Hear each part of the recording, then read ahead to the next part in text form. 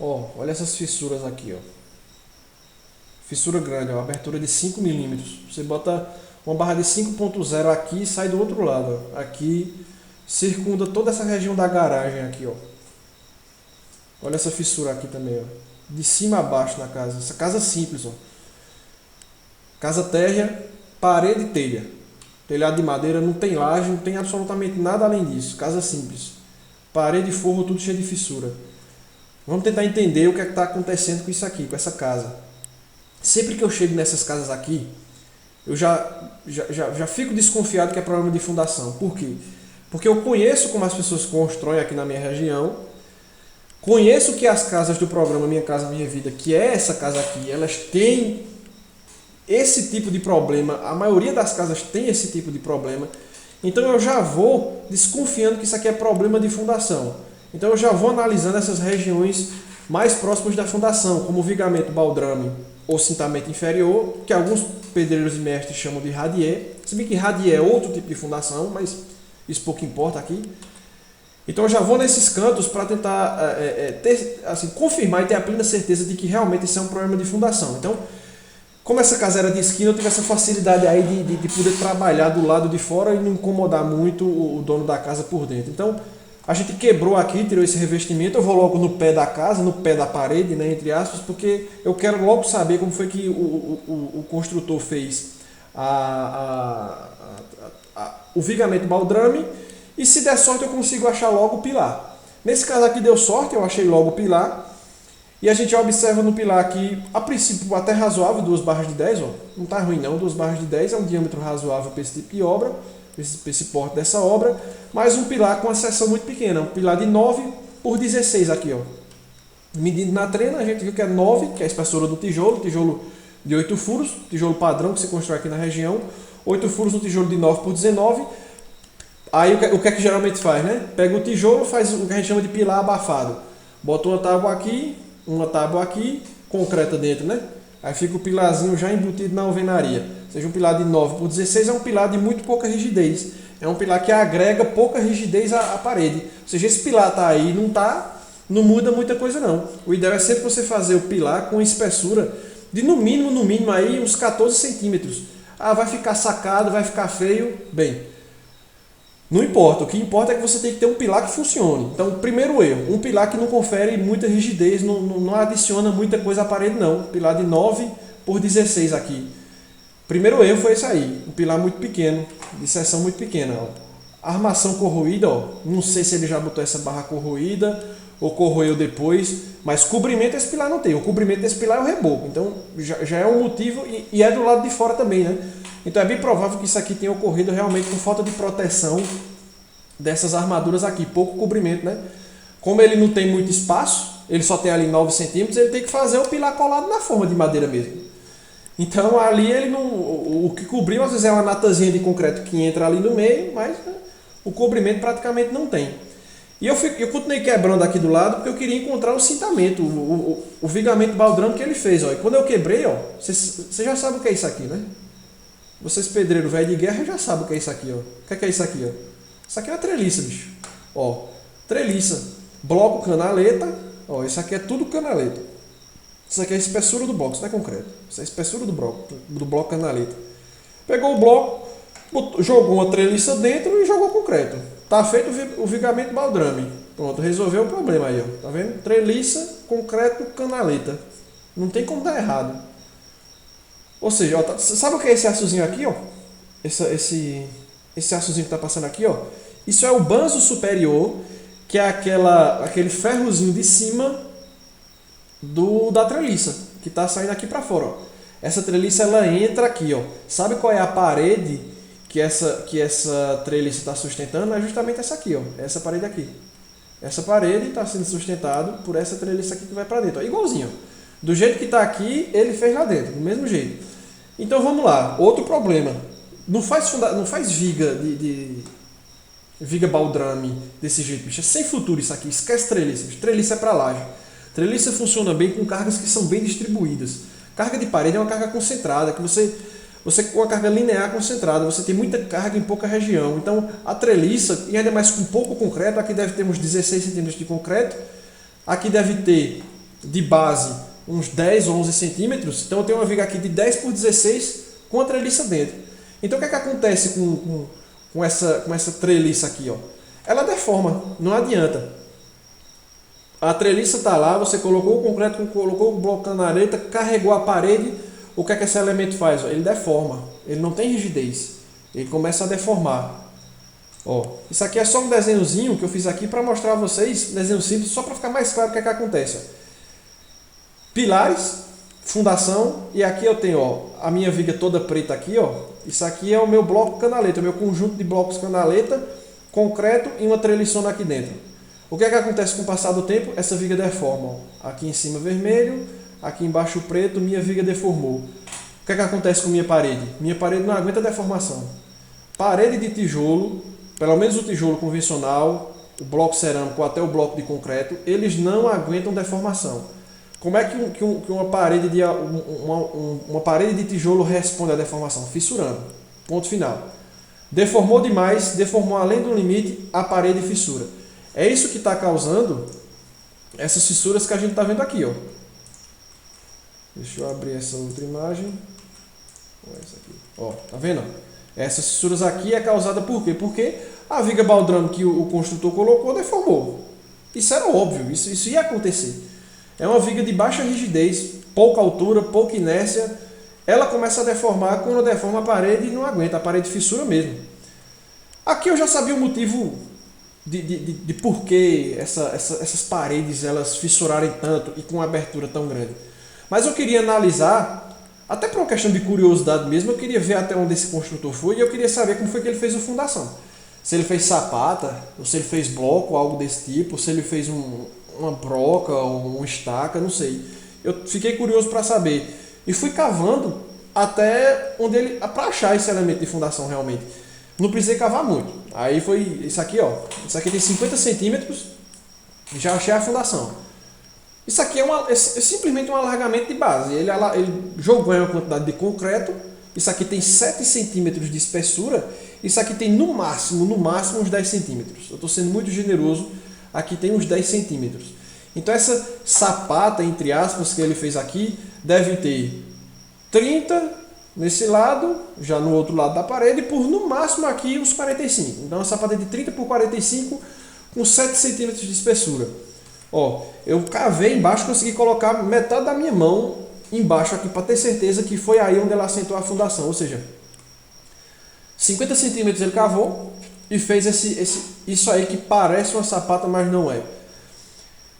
Ó, vale salientar que aqui na região, se você cavar 1,5 m, você acha pedra. Não é que você acha um solo rígido ou você acha xerém de pedra. Não, você acha a pedra, realmente, o bloco, a pedra sã. Mas ele cavou 50 centímetros, talvez para economizar, e fez desse jeito aí, né? Isso aqui é a fundação do cara, né? Ó, a gente já sabe o motivo por que isso aqui está acontecendo. Ele fez a fundação num solo raso, sem resistência. Fez um vigamento baldrame muito fraco, com pouca altura de concreto, com muito pouco aço. E aí a receita já sabe, né? O resultado disso aí é: o solo vai compactar. Quando ele compacta, o que é que ele faz? Ele diminui de volume. Ele cede.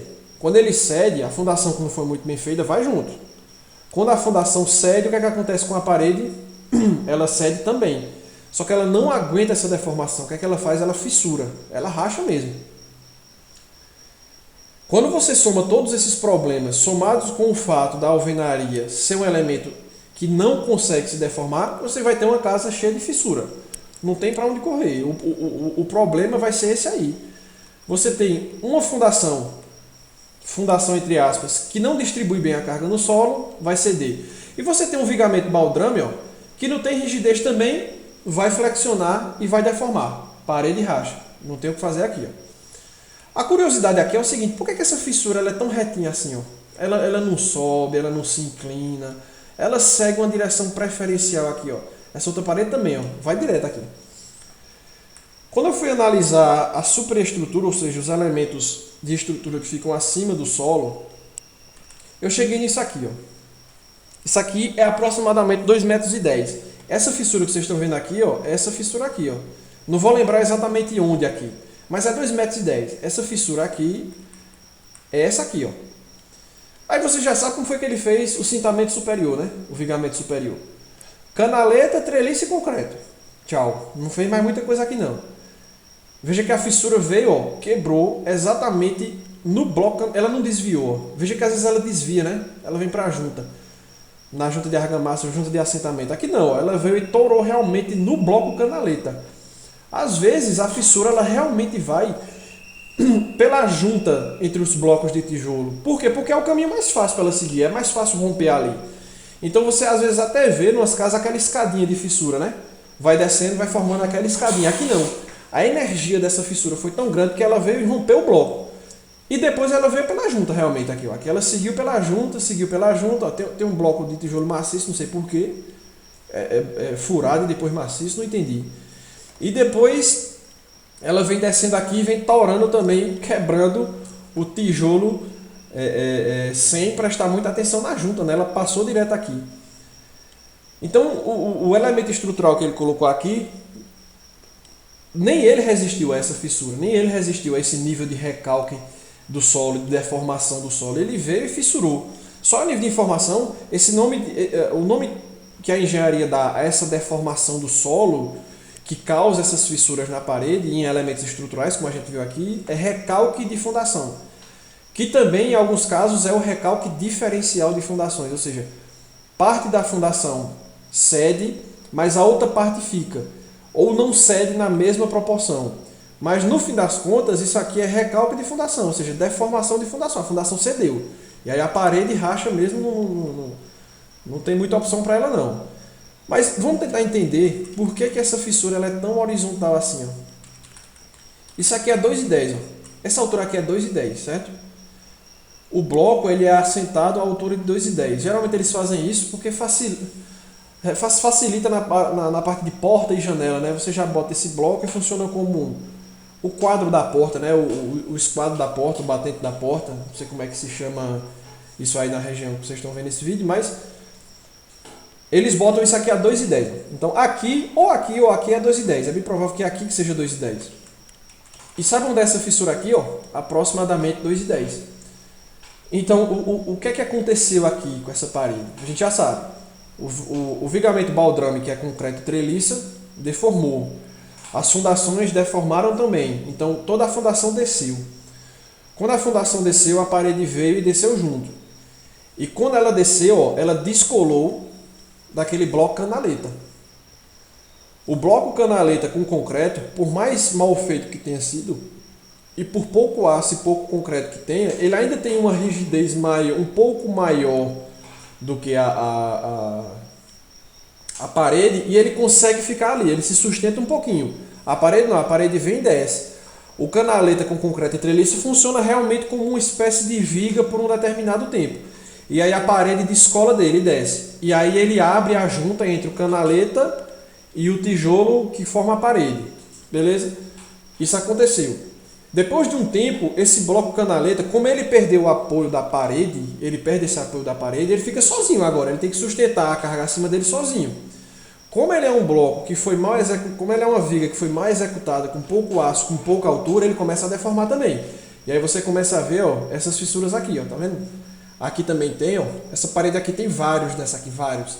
Aqui também tem, mas são fissuras menores que a resolução da câmera não pegou. Então, depois da parede deformar, o que é que acontece? Essa viga de bloco canaleta e treliça também começa a deformar. E aí não tem para onde correr, vai aparecer fissuras aqui também. Isso aí vai acontecer, ó. Acho que aqui dá até para ver, ó. Tem outras fissurazinhas aqui acontecendo também, né? Uma coisa interessante, ó, vê só.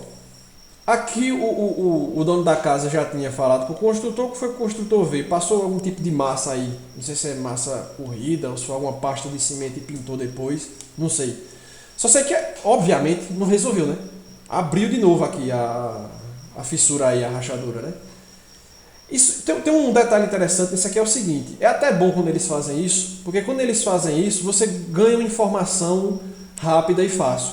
Existem dois tipos de fissura passiva e fissura ativa. A fissura passiva é aquela fissura que abriu e parou, não abre mais. Ela chegou, atingiu a estabilidade, pelo menos naquela região, aquela deformação. E existe o tipo de fissura ativa, que é a fissura que abriu, mas ela ainda continua se movendo, ela pode abrir mais. Ou seja, a deformação do solo e daquele vigamento baldrame não cessou, ele ainda continua. Quando o cara passou massa e depois abriu de novo, eu já sei que a fissura é ativa, ele facilitou minha vida, eu já sei que isso aqui é uma fissura ativa. Ou seja, fissurou, continua fissurando e até quando vai continuar, a natureza é quem vai dizer. A distribuição de cargas e a forma como o solo deforma é quem vai me dizer. Mas isso aqui pode continuar deformando por um dia, um mês, um ano ou 10 anos. Não tem como saber. Mas o que eu sei é que essas fissuras são ativas. Então, vê só. Só para a gente finalizar.